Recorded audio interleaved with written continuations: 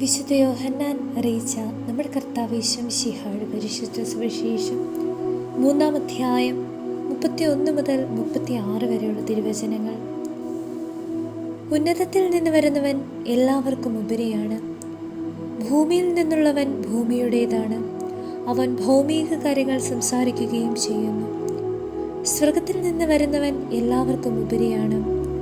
അവൻ കാണുകയും കേൾക്കുകയും ചെയ്യുന്നതിനെപ്പറ്റി സാക്ഷ്യപ്പെടുത്തുന്നു.